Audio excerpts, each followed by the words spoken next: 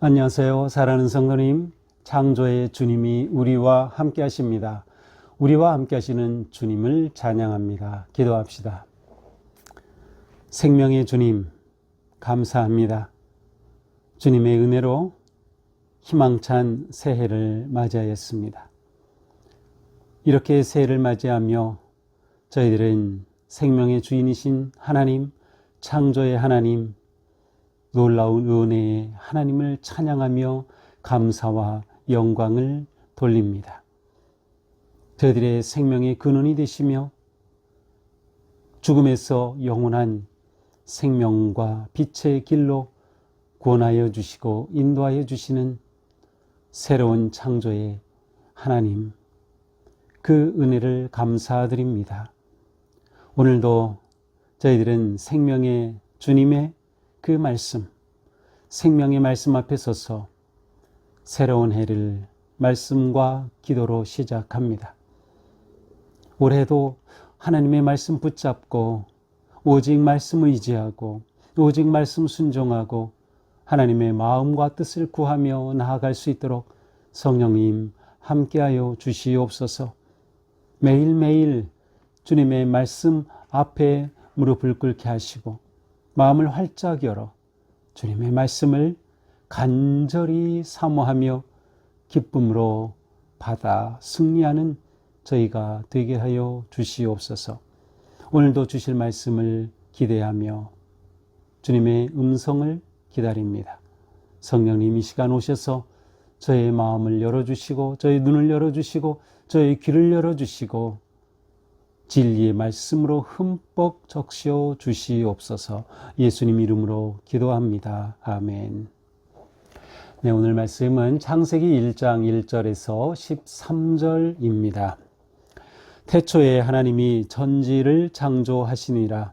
땅이 혼돈하고 공허하며 흑암이 깊음 위에 있고 하나님의 영은 수면 위에 운행하시니라. 하나님이 이르시되 빛이 있으라 하시니 빛이 있었고 빛이 하나님이 보시기에 좋았더라. 하나님이 빛과 어둠을 나누사 하나님이 빛을 낮이라 부르시고 어둠을 밤이라 부르시니라. 저녁이 되고 아침이 되니 이는 첫째 날이니라. 하나님이 이르시되 물 가운데에 궁창이 있어 물과 물로 나뉘라 하시고 하나님이 궁창을 만드사 궁창 아래의 물과 궁창 위의 물로 나뉘게 하시니 그대로 되니라. 하나님이 궁창을 하늘이라 부르시니라. 저녁이 되고 아침이 되니 이는 둘째 날이니라. 하나님이 이르시되 천하의 물이 한 곳으로 모이고 묻이 드러나라 하시니 그대로 되니라. 하나님이 묻을 땅이라 부르시고 모인 물을 바다라 부르시니 하나님이 보시기에 좋았더라.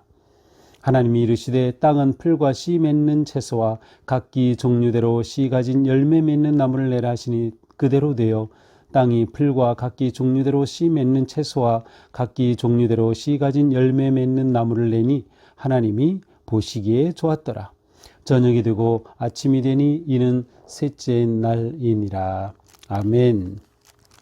네, 새해 복 많이 받으세요. 새해에도 하나님의 은혜와 사랑 안에서 우리의 삶이 건강하고 또 하나님의 크신 은혜 안에서 믿음이 성장하고 또 우리의 모든 관계가 깊어지고 또 성숙하는 그러한 복된 한 해가 될 수 있기를 축복합니다. 특별히 오늘 이렇게 우리가 말씀 묵상을 함께 나누는 것처럼 매일매일 하나님의 말씀을 묵상하고 또 말씀을 마음에 받아들이고 싶는 이러한 삶을 아예 우리의 일상의 가장 중요한 그러한 시간으로 삼을 수 있기를 바랍니다.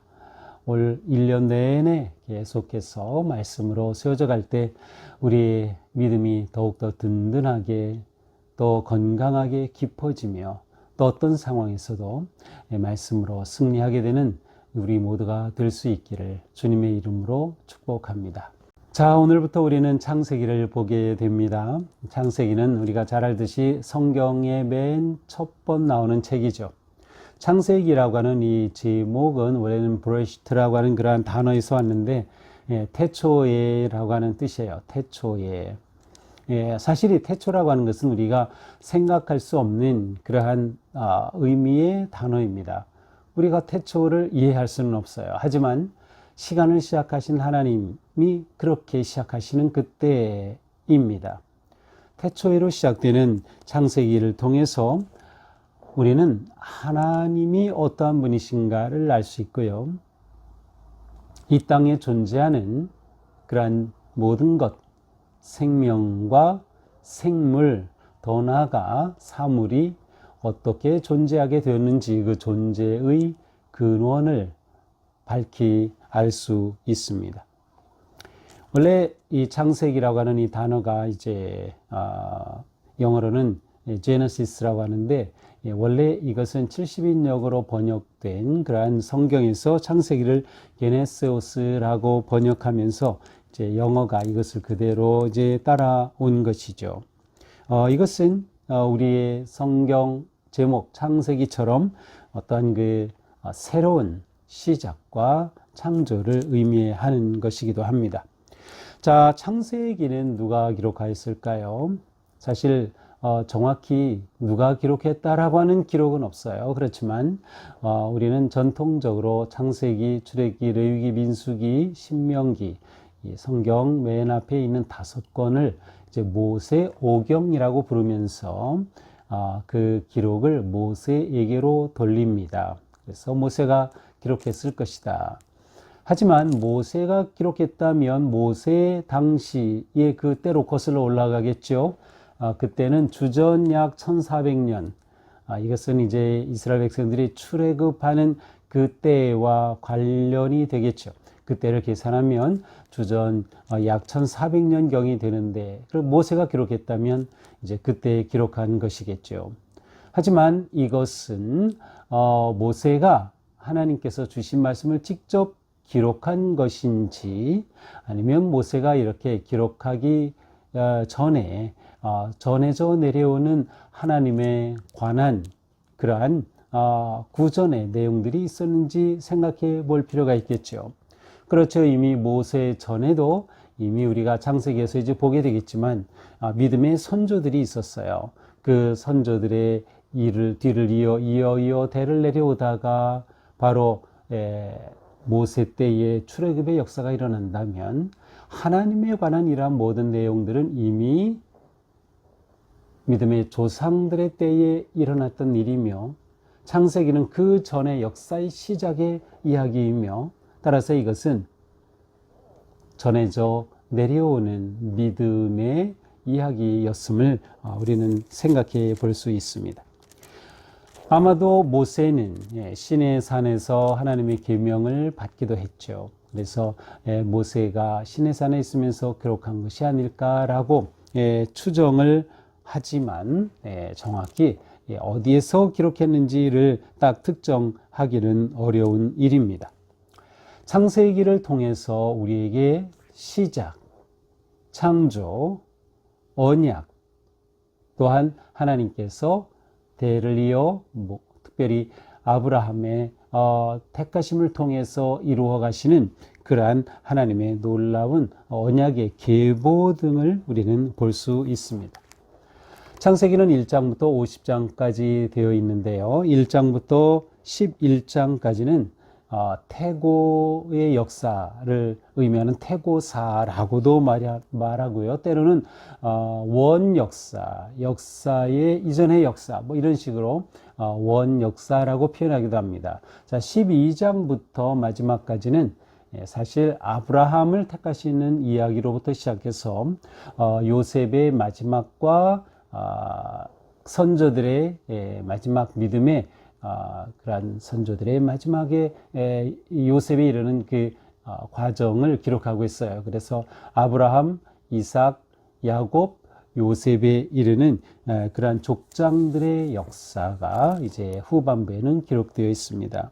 자, 그렇게 본다면 창세기는 또 한편으로는 일종의 역사서라고도 볼 수 있겠지만, 그러나 창세기의 핵심은 역사적 팩트를 기록하는 것이 초점이 아니라 역사의 주인 되시는 하나님의 일하심을 기록하는 것입니다. 하나님께서 어떻게 역사를 시작하셨고 역사를 이어오셨고 그 하나님께서 이 역사 가운데 어떠한 위대한 일을 이루셨는가를 보여주는 것이죠. 그러므로 창세기를 순수한 일반 사회적인 역사의 눈으로만 보려고 한다면 진정한 창세기에 담긴 의미를 찾기는 어려울 것입니다. 더 나아가서 창세기를 순수하게 과학적으로만 역사과학적으로만 보려고 한다면 역시 창세기에 담긴 귀한 뜻은 찾기 어려울 것입니다. 우리에게 창세기는 역사적 의미도 있지만 또한 그와 함께 역사를 시작하시고 일하시는 하나님을 보는, 하나님이 어떤 분이신지, 하나님이 어떻게 역사를 이끄셨는지, 하나님의 마음은 무엇인지, 또한 더 나아가 인간은 어떠한 존재인지를 이해하고 보게 되는 아주 중요한 말씀이라고 할 수 있습니다.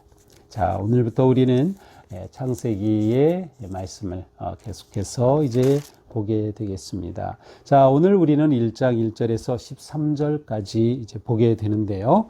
자, 1절부터 봅니다. 태초에 하나님이 천지를 창조하시니라. 아마 이 구절은 누구나 다 외울 겁니다. 창세기 이 성경책을 열어서 딱 읽으면 들어오는 첫 문장이죠. 태초에 하나님이 천지를 창조하시니라.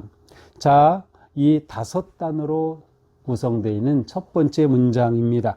성경의 첫 번 문장이에요. 자, 태초는 무엇일까요? 태초. 사실은 우리는 태초를 언제라고 이해하기는 어려워요. 영원부터 영원까지 계시던 하나님께서 계시던 그 시간에 인간이 살아가는 이 시간을 시작하신 그때예요. 그러니까 하나님은 태초 이전부터 계셨고요. 그 하나님께서 이제 태초에 이 놀라운 일을 시작하신 거예요. 시간이 시작되는 거죠. 따라서 태초는 시간의 시작이며 시간의 시작과 그 이전 세계의 경계점이라고 할 수 있어요. 하나님은 이렇게 시간을 시작하십니다. 자, 태초라고 하는 시간의 개념이 나오는 이유는 뭘까요? 그렇습니다. 존재하기 위해서는 사람이든 생물이든 어떤 물건이든 존재하기 위해서는 두 가지가 필요합니다. 그것은 시간과 공간입니다.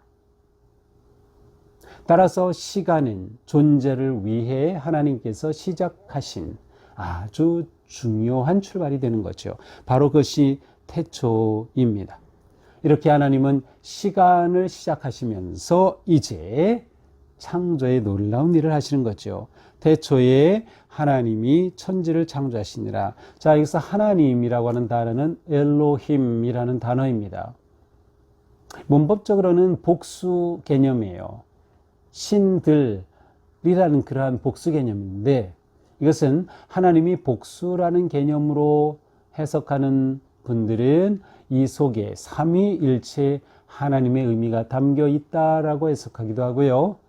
또 한편으로는 이렇게 복수 형태로 된 것은 고대 히브리어에서 그 존재의 아주 크고 장엄함을 드러내기 위해서 복수형을 사용하는 그러한 하나의 문법이기도 하였습니다.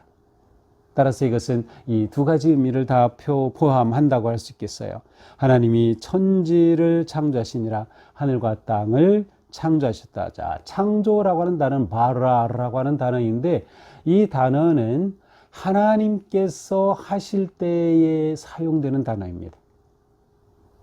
하나님이, 그러니까 사람이 어떤 것을 모방해서 무엇을 만들거나 사람이 할 때에는 이 단어가 아니라 아사 혹은 야차르와 같은 다른 단어가 사용이 돼요. 그런데 창조하셨다라고 사용된 이 바라는 특별히 하나님께서 어떤 일을 하실 때 하나님이 주체가 되시는 일을 설명할 때 사용하는 그러한 특별한 단어라 이렇게 볼 수 있겠습니다. 자, 이 1절을 하나님의 창조 행위로 보기도 하고요.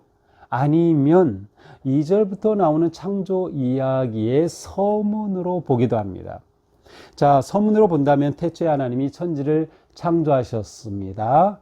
다음과 같이. 그래서 이제 2절이 시작되는 거예요. 땅이 혼돈하고 공허하며 흑암이 깊음 위에 있고. 그러나 이것을 하나님의 창조 행위로 볼 수도 있어요. 그러니까 태초에 하나님이 천지를 창조하셨다. 그렇게 창조하신 상태가 어떤 상태예요? 2절이에요. 땅은 혼돈하고 있었고요.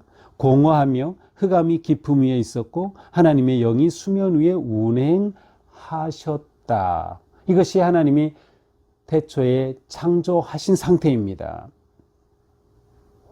여기서 땅이 혼돈한다. 혼돈이라고 하는 단어는 이렇게 chaos, 그래서 뭔가 막 이렇게 혼란스럽고 복잡하고 그런 의미도 있지만 공허한 상태를 의미하기도 해요. 그러니까 형체가 없는 상태, 존재가 있지만 아직 틀이 잡히지 않은 그러한 형태를 의미하기도 합니다. 따라서 이렇게 지어진 그 땅은 혼돈한 상태, 공허한 상태였어요. 그리고 그것은 흑암의 깊음 가운데 있는, 그래서 마치 캄캄한 밤에 눈으로 볼 수도 없고 보이지도 않는 어떤 상태 속에서 무엇인가 존재하긴 하지만 드러나지 않는 것과 같은 그러한 상태.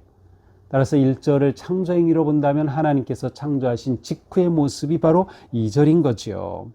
그렇게 공허하며 흑암이 깊음 위에 있고 하나님의 영이 수면 위에 운행하셨다. 수면 위에 운행하셨다. 이 운행하셨다라고 하는 이 단어는 알을 품는다라고 하는 뜻이에요. 그러니까 알을 품는다라고 하는 것을 생각하면 이렇게 품어 양육하고 사랑하는 그러한 의미가 담기죠. 맞습니다. 하나님이 창조하신 그곳에 이렇게 하나님이 날개를 펼쳐 품는 듯한 그런 이미지입니다. 여기에는 하나님의 사랑이 담겨 있는 아주 중요한 표현이에요. 하나님께서 그렇게 창조하신 것을 품으시는 그러한 모습이 바로 운행하시는 모습이에요.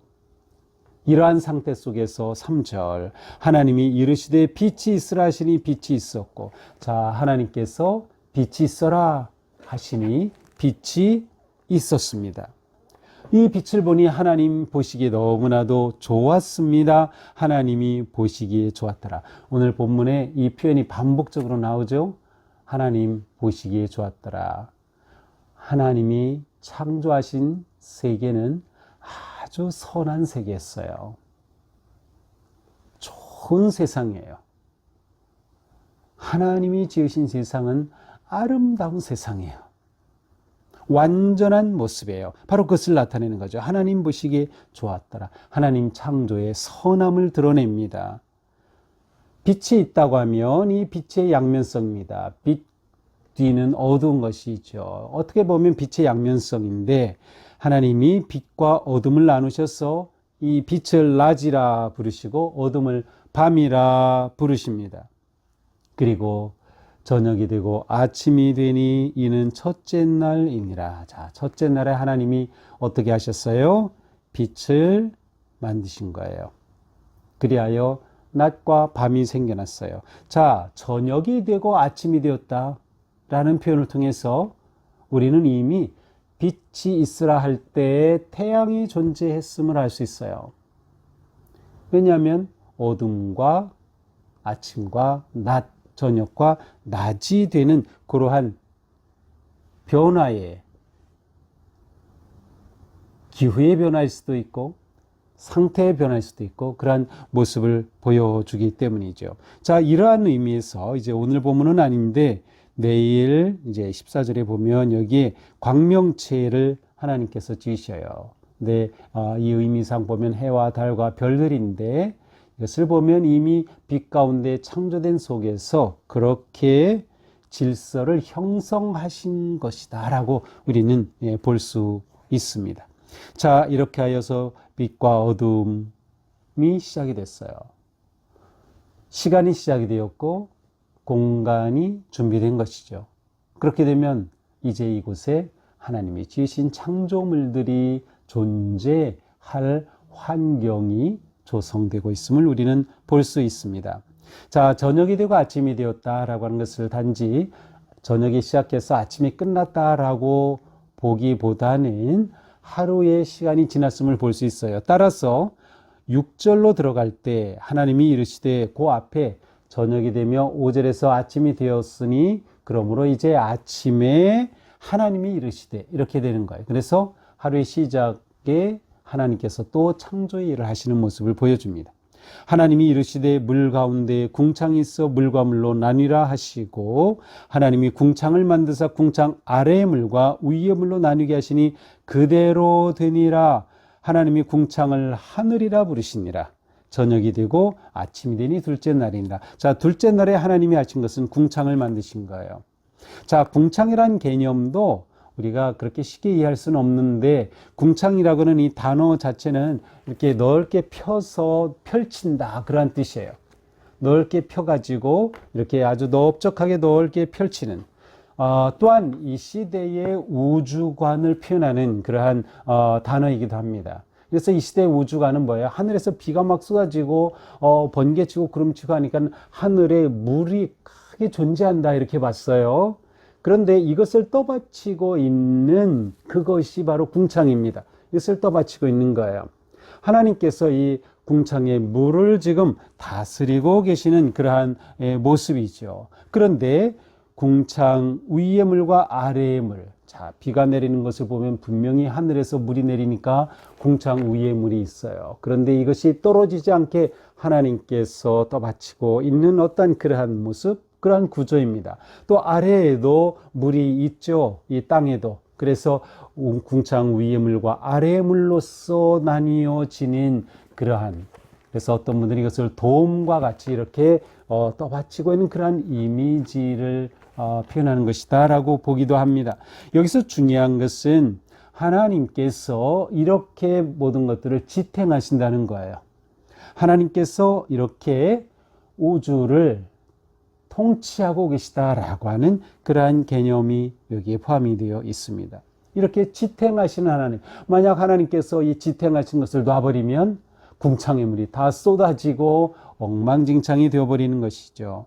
자, 이렇게 둘째 날 하나님이 궁창을 지으시고 궁창 위의 물과 아래 물로 나누십니다. 자, 셋째 날 9절입니다. 자, 그 전날 어떻게 됐어요? 저녁이 되고 아침이 되니 둘째 날이니라. 자, 그러므로 이제 아침에 하나님이 이르시되 천하의 물이 한 곳으로 모이고 묻이 드러나라 하시니 그대로 되니라. 궁창 아래의 물을 한 곳으로 모으셔요. 그렇게 모으자 묻이 땅이 드러나기 시작했습니다. 이렇게 묻이 드러나니까 이제는 땅에서 생물이 존재할 수 있게 된 거예요. 이렇게 드러난 묻을 하나님이 뭐라고 부르셨어요? 묻이 드러나라. 하나님이 묻을 땅이라 부르시고 모인 물을 바다라 부르시니 하나님이 보시기에 좋았더라. 자, 지금 하나님께서 땅을 조성하시는 모습을 볼 수 있어요. 하나님이 봐라 창조하시고 지으시는 그러한 모습이죠. 이렇게 묻이 드러나고 바다가 형성이 됩니다. 이제 하나님께서는 명령하시죠. 11절 이제 묻에 무엇이 생겨요? 땅은 풀과 씨 맺는 채소 각기 종류대로 씨 가진 열매 맺는 나무를 내라 하시니 그대로 돼요. 자, 그래서 땅 위에 하나님께서 땅의 식물을 만드신 겁니다. 이것이 셋째 날에 하신 일이에요. 12절도 보면 땅이 풀을 내고 각기 종류대로 씨 맺는 채소 또 씨 가진 열매 맺는 나무를 내니 하나님이 보시기에 좋았더라. 셋째 날 하나님은 묻을 드러내게 하시고 그 묻에 존재하고 살아갈 그러한 식물들을 만드셨습니다. 자, 오늘은 여기 셋째 날까지입니다. 자, 오늘 말씀을 보면서 우리는 태초에 하나님이 창조하셨다. 이 아주 압도적인 이 첫 문장. 사실 이 첫 문장은 뭐라고 할까요? 우리를 향한 하나님의 엄청난 폭탄 같은 우레와 같은 선언이에요. 태초에 하나님이 천지를 창조하시니라. 이 말씀을 믿으면 그는 성경을 믿게 되고요. 이 말씀을 믿지 못하면 그는 성경을 믿지 못하게 됩니다. 이 말씀을 믿는 것은 모든 믿음의 근원이 되는 것이에요. 창조신앙은 믿음의 본질입니다. 하나님이 창조주시다라고 하는 이 창조신앙은 우리의 믿음의 본질이 돼요. 히브리서 11장 3절에 이렇게 말씀해요. 믿음으로 모든 세계가 하나님의 말씀으로 지어진 줄을 우리가 아나니. 모든 세계가 하나님의 말씀으로 지어진 것을 어떻게 알아요? 믿음으로 알아요. 창조자 하나님을 믿는다. 이것이 놀라운 믿음의 본질입니다. 믿음의 핵심입니다. 하나님이 창조의 하나님이시다. 모든 존재의 근원이 되신다라고 하는 거죠. 우리에게 이 믿음이 분명해야 합니다. 하나님이 창조주이시다. 생명의 근원이시다. 내 존재의 근원이시다. 그 말은 하나님이 모든 것의 주인이 되시는 거야. 이렇게 하나님이 지으신다면 하나님은 아무 생각 없이 지으셨을까요? 하나님은 뜻을 두고 지으셨어요. 그래서 지으셨을 때 보기에 좋았어요. 하나님 보시기에 좋았어요. 왜? 하나님의 뜻대로 된 거예요. 그러니까 하나님이 기뻐하시는 것은 하나님의 뜻대로 존재할 때 하나님이 기뻐하시는 거죠. 하나님이 보실 때 너무도 좋았어요. 이렇게 창조의 하나님을 온전히 드러내고 있어요. 우리는 오늘 말씀에서 이것만큼은 분명히 확인해야 돼요. 나는 창조주 하나님을 믿는가? 우리 신앙 고백이 바로 이것으로 시작이죠. 전능하사 천지를 만드신 하나님 아버지를 내가 믿사오며. 창조주 하나님에 대한 믿음. 오늘 우리가 이 믿음을 더욱 확실하게 잡아야 하겠습니다. 자, 창조자 하나님은 어떻게 창조하셨습니까? 말씀으로 창조하셨어요. 말씀으로. 빛이 있으라. 하나님께서 말씀하시죠. 궁창이 있어 물러 나뉘라 말씀하셔요. 전부 말씀으로 창조하시죠. 자, 하나님은 말씀으로 창조하신다. 자, 그런데 요한복음 1장 1절에 보면 태초에 말씀이 계시니라. 똑같으네요. 태초에 말씀이 계시니라. 그 말씀이 하나님과 함께 계셨으니 그 말씀은 곧 누구셔요? 예수 그리스도이셨어요. 따라서 예수님께서 아버지와 함께 하신다 라고 말씀하실 때, 나와 아버지는 하나이다 라고 말씀하실 때, 그래서 우리는 삼위일체의 하나님을 말할 때 예수 그리스도는 하나님의 창조 역사 가운데도 함께 하신 겁니다. 그리고 말씀이 그것을 상징적으로 드러내는 거죠. 말씀이 우리 가운데 오신 겁니다. 인간의 몸을 입고 오신 겁니다. 그분이 바로 예수 그리스도시요. 자, 하나님과 말씀은 하나입니다. 예수 그리스도는 또한 말씀이십니다. 예수 그리스도는 하나님이 인간의 임을 입고 오신 말씀인 거죠. 이미 우리는 창세기에서부터 예수 그리스도의 그 놀라운 신비를 우리는 확인하게 되는 것이죠. 자, 하나님은 세상을 선하게 창조하셨어요. 이것이 하나님의 뜻이었고 뜻대로 이루어진 것을 말하죠. 하나님의 창조는 선하다.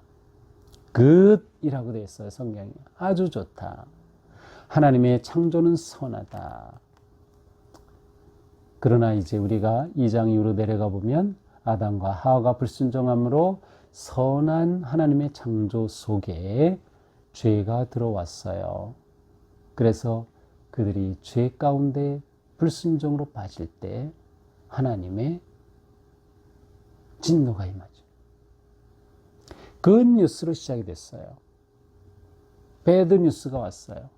그러나 예수 그리스도께서 오심으로 다시금 굿뉴스가 우리에게 주어진 거죠. 복음이. 우리는 이 내용은 이제 또 2장 이후에 볼 때 우리가 다시 한번 생각해 볼 것입니다. 여기서 중요한 것은 하나님은 선하게 창조하셨다. 그래서 우리는 근본적으로 하나님의 창조에 대한 선한 긍정의 믿음을 가져야 합니다. 이 땅에 존재하는 모든 것들은 다 선한 것이었습니다. 그러나 사람이 탐욕으로 인해서 모든 것을 망쳐놓았죠. 인간 자체도 마찬가지예요. 우리 인간도 하나님이 선하게 지으셨어요. 그러나 죄가 들어와 우리가 무너진 것이죠. 본래 선하게 지으신 하나님, 이것은 우리에게 놀라운 희망입니다. 이것은 우리에게 놀라운 긍정의 메시지입니다.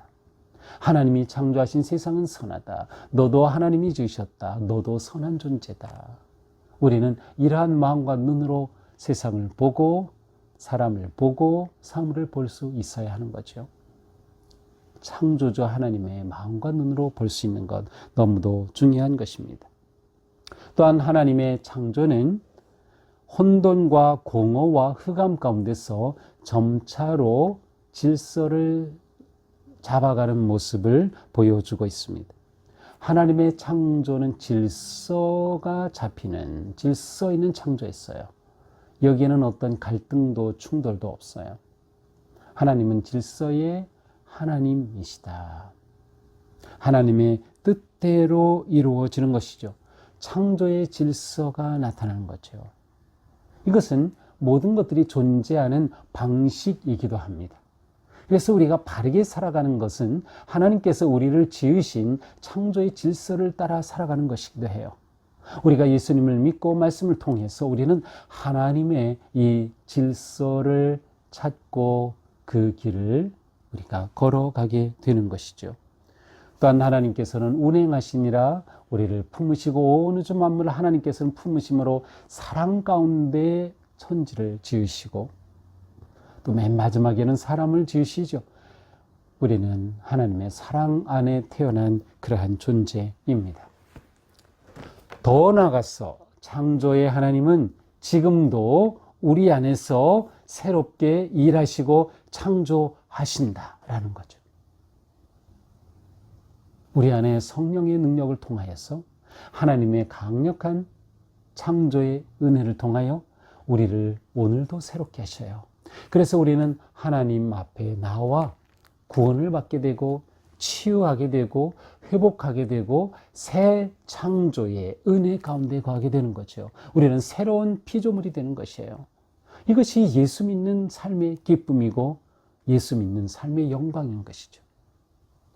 오늘도 우리의 삶이 창조주 하나님의 그 놀라운 창조의 역사가 가득한 삶, 또한 올 한 해 우리가 살아가면서 창조자 하나님께서 내 가운데 지금도 일하심을 믿고 그렇게 역사하시는 하나님 안에 회복하고 치유되고 온전해지고 새로운 하나님의 피조물로 거룩하게 세워져가는 그러한 영광스럽고 복된 한 해가 될 수 있기를 주님의 이름으로 축복합니다. 기도합시다.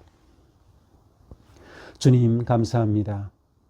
창조의 하나님께서 온 우주 만물을 지으시고 보기 좋아하셨습니다. 선하다고 하셨습니다. 그렇습니다. 하나님의 은혜로 지음받은 저희들, 하나님의 이 크고 놀라우신 은혜 안에서 저희의 삶이 창조주 하나님께 영광을 돌리며 창조주 하나님의 은혜에 감사하며 창조주 하나님의 지으심의 그 뜻을 따라 그 질서를 따라 살아가는 저희의 삶으로 회복될 수 있도록 인도하여 주시옵소서. 올 한 해 저희들이 살아가면서 창조주 하나님 신앙으로 승리하게 하여 주시옵소서. 창조주 하나님의 믿음으로 모든 것을 넘어서서 새롭게 역사하는 주님의 은혜를 누리는 복된 삶이 되게 하여 주시옵소서. 예수님 이름으로 기도합니다. 아멘. 네, 오늘 주님의 은혜에서 복된 한 해, 또 은혜로운 한 해, 놀라운 멋진 새 출발이 될 수 있기를 축복합니다. 새해 하나님의 은혜와 복 많이 누리시기를 축복합니다. 사랑합니다.